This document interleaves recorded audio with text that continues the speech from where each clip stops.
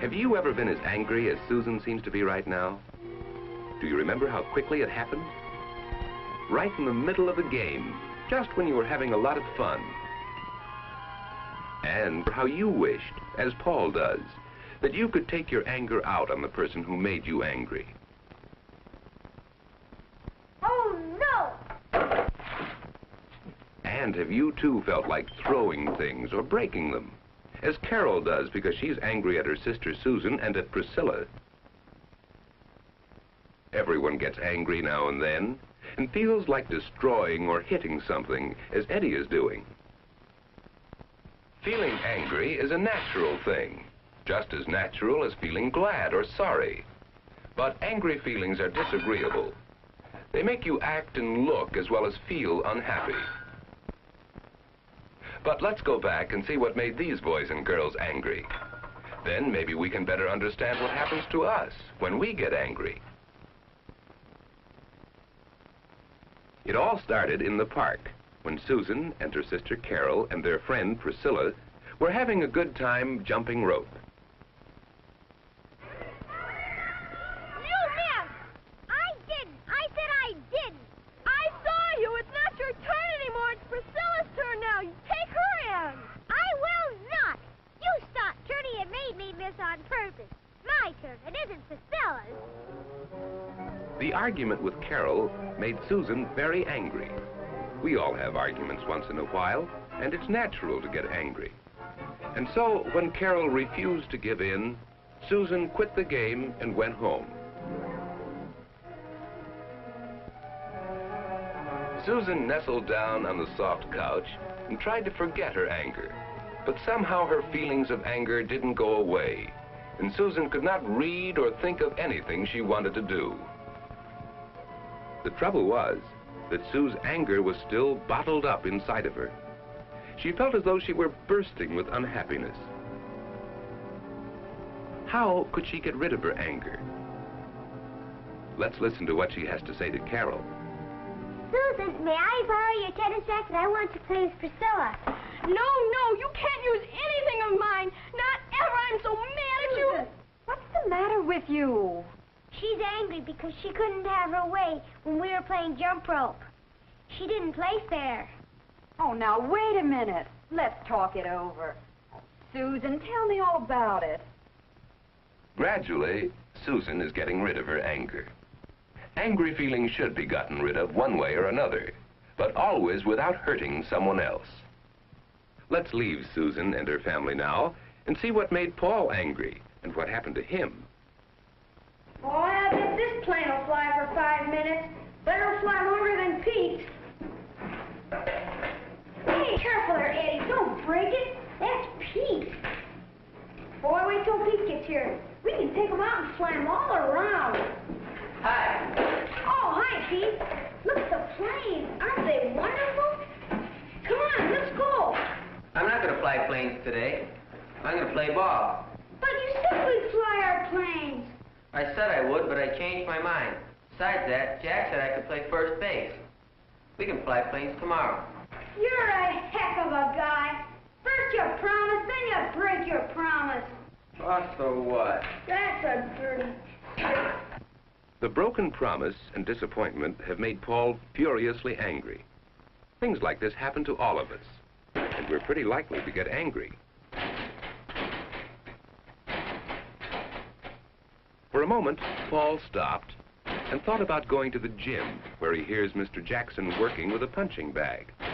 But then he decided he didn't feel like going to the gym or like watching Mr. Jackson. So he went home.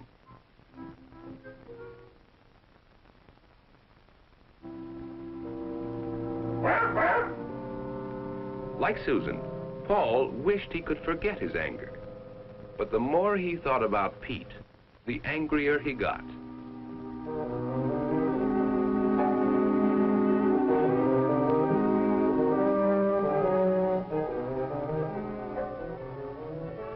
You can see he didn't feel much like playing baseball. Nothing seemed like fun. The anger was still in him. He felt thoroughly upset.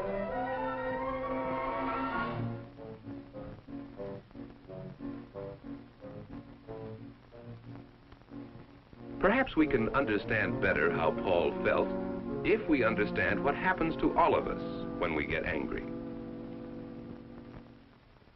It's as if suddenly many parts of our body work harder and faster. We feel great excitement. Hearts beat faster, and the blood seems to rush quicker through the body. Sometimes a lot of blood rushes to the head. Our face gets flushed. Sometimes blood rushes to the stomach. Anger makes us feel sick all over.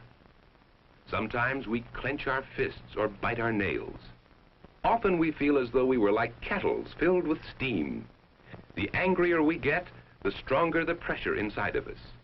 Like the kettles, we must find some way to let the pressure out. When Susan got angry at Carol in the park, she got all stirred up inside. And when Paul got angry at his friend Pete, he too felt as though he were boiling over with anger. But when Susan went home, she didn't let her anger out. And Paul made the same mistake. You can see that Susan and Paul would have felt better if they had found a good way to let the steam off sooner. Because it is important to let out our angry feelings, let's think of some different ways of getting rid of them. One way would have been for Susan to tell Carol right away that she was furious at her. Then she might have gone on turning the rope and waiting for her turn to jump.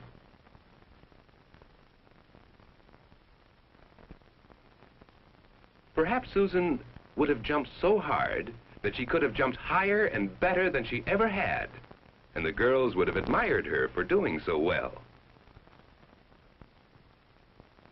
Or Susan could have looked for her mother as soon as she came home and told her all about her trouble. Talking difficulties over with friends, parents, homeroom teachers, or the coach are good ways to get rid of anger. If Susan had tried any of these ways, she would have let her anger out, and pleasant feelings would gradually have returned. Susan then would have soon forgotten her troubles and gone on playing. Now, let's see what Paul might have done to get rid of his anger. When he passed by the gym, he might have entered. And then... Hi, Mr. Jackson. Hi, Paul. Boy, it sure feels good to get the old muscles loosened up again. But I thought you were going to be flying your model plane this afternoon. We were, but Pete ditched me. Well, how'd that happen? We were just about to fly our planes when Pete decided to play baseball. Baseball? Here, Paul, you want to hit the bag? Had Paul started talking to Mr. Jackson as soon as Pete left him, or even decided to punch the bag, his disappointment and anger would have dissolved, and he would have begun to feel better right then.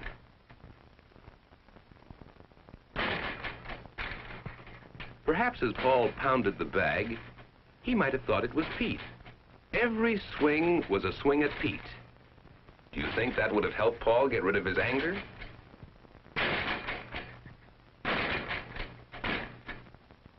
Anyhow, with his feelings taken out on the punching bag, Paul may have found that he wasn't angry anymore.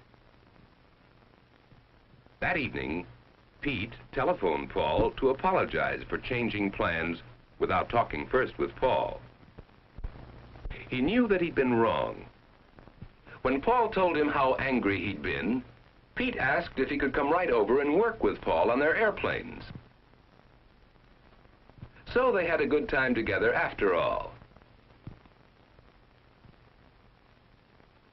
There are other ways, too, of getting rid of anger. For instance, see what Eddie is doing? He is getting rid of his anger by drawing a picture of his aunt, who a few hours before had scolded him. His mother isn't home yet, so he can't talk to her, but he can make a funny picture of his aunt, and that makes him feel better. He's having so much fun drawing the picture that he forgets all about his anger. Perhaps you, like Carol, can imagine dreaming up a story about animals or people that would help you get the anger out of your system. All these are good ways to get rid of anger. They free us so that we can start having fun again. You see, the important thing is to let out our anger in some active way, by running, or jumping, or hitting the punching bag. But we must be sure that we don't hurt or make others angry. Because if we remember what happens inside of us when we get angry, we'll be more careful about making others angry. And perhaps, too, when we get angry, we'll think of the best ways to work our anger out of our system. Can you remember some of the good ways that helped Susan and Paul get rid of their anger? What would you have done if you'd been Paul or Susan?